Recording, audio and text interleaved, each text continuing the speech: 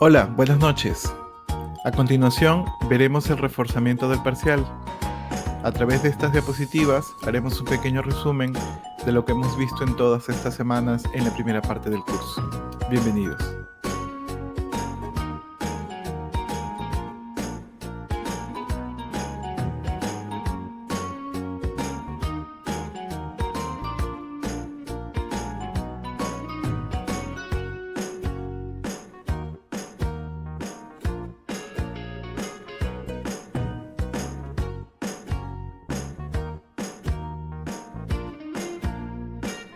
Como siempre, iniciamos por los objetivos. La intención es que refuercen los conceptos, ideas y reflexiones compartidas durante las primeras semanas con el fin de prepararse para su examen parcial.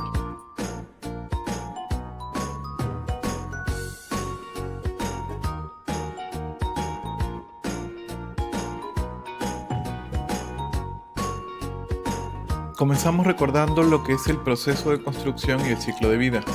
El proceso con los 4 subprocesos y el ciclo de vida con los 5 estados del software. Como recordamos, el proceso hace referencia a actividades, acciones, y el ciclo de vida hace referencia a estados del software. Asimismo, hablamos sobre los modelos de desarrollo, cascada, incremental y evolutivo. El cascada, que veía todo como un solo flujo, el incremental y el evolutivo, que tenían entregas parciales. La diferencia entre estos dos eran los requisitos. En el incremental no se consideraban y en el evolutivo sí, en cada ciclo. También hablamos sobre dos conceptos importantes: las metodologías de desarrollo de software, toda metodología que tiene actividades, tareas, perfiles, técnicas y notaciones, y el modelado como una forma de capturar una parte de la realidad, destacando los conceptos más relevantes para el modelo. También hablamos sobre UML, el lenguaje unificado de modelado, y 3 formas de utilizarlo: como Sketch para comunicación, como Blueprint y como lenguaje de programación. Además, hablamos sobre los diagramas de UML más relevantes. Aquí se pueden observar todos los diagramas de UML. Hay uno adicional en la versión 2.5. Los diagramas de UML son los diagramas de estructura y los diagramas de comportamiento. Dentro de los diagramas de comportamiento destacan los diagramas de interacción.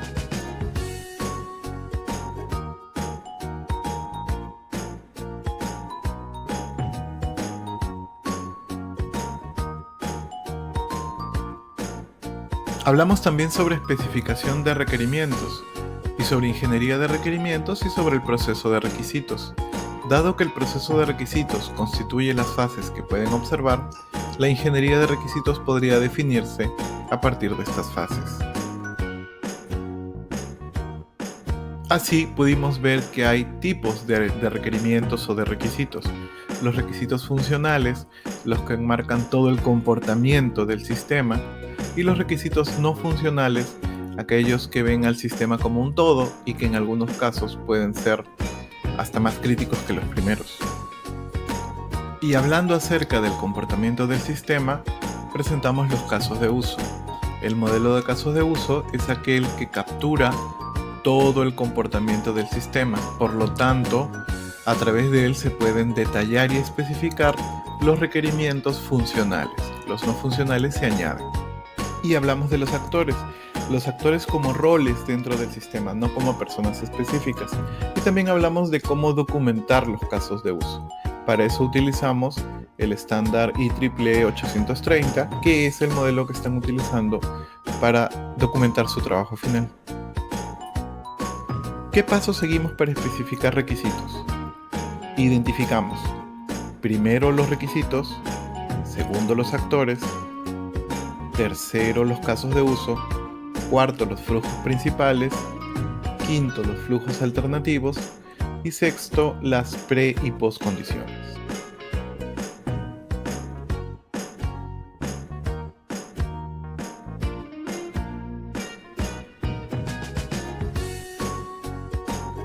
Dentro del proceso de diseño encontramos el subproceso de análisis. Aquí presentamos a los objetos y los conceptualizamos como conceptos, abstracciones o alguna cosa con límites definidos y significado propio. y aquello que tiene estado, comportamiento y entidad. También hablamos de las clases como una abstracción de los objetos y los objetos como instancias de las clases. Y hablamos de las relaciones entre las clases, las cuales pueden ser la asociación, la agregación o composición y la herencia.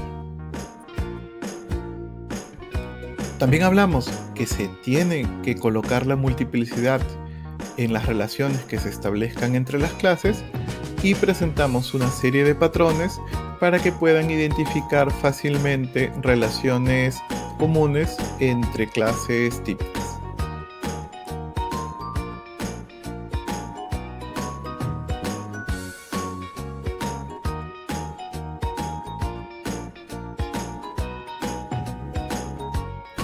Y hablamos del diseño como fase que complementa la fase de análisis para tener como salida el sistema diseñado.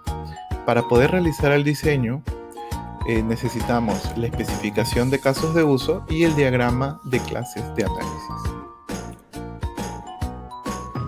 Vimos también de los diagramas que nos propone UML, volvimos a ver a los diagramas de interacción para concentrarnos en el diagrama de secuencias. Dadas sus ventajas de ver a los objetos y de los mensajes que se intercambian entre ellos.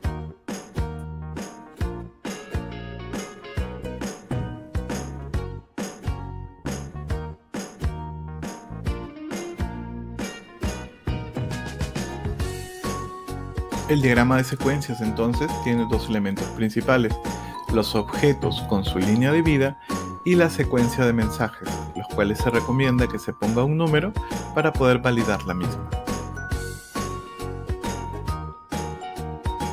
Presentamos el concepto de estereotipos, ya comenzamos a utilizarlos desde este momento, y también hablamos sobre persistencia de objetos, ¿no? Un objeto persistente es aquel que tiene la capacidad de perdurar más allá de la vida del sistema. Normalmente esta persistencia va a una base de datos. Asimismo hablamos de los patrones de software. Los patrones como una forma de empaquetar experiencias en el diseño de software, específicamente en el diseño de software orientado a objetos. Un patrón es una solución probada que se puede aplicar con éxito a determinado tipo de problemas que aparecen repetidamente en algún campo.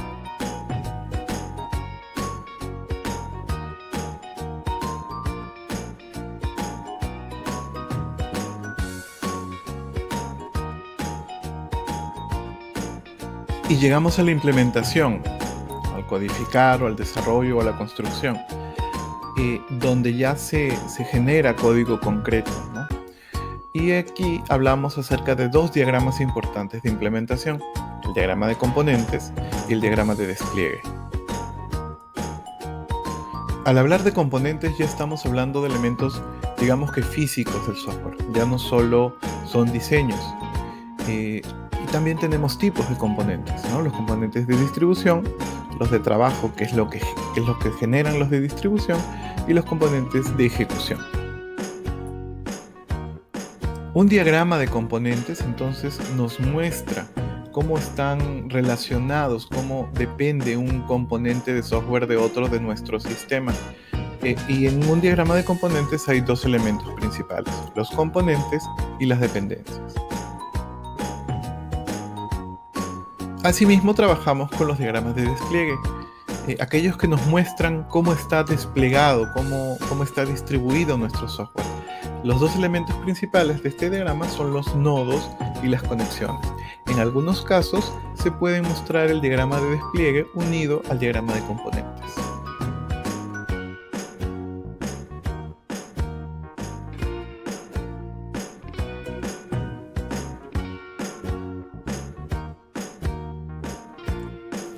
Muy bien, y llegamos hasta aquí, al final de este breve repaso a través de los conceptos e ideas más importantes de las primeras semanas del curso.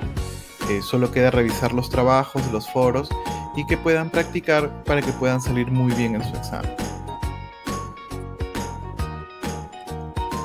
Les agradezco por su atención y les deseo nuevamente muchos éxitos en su examen y nos vemos en clase. Muchísimas gracias.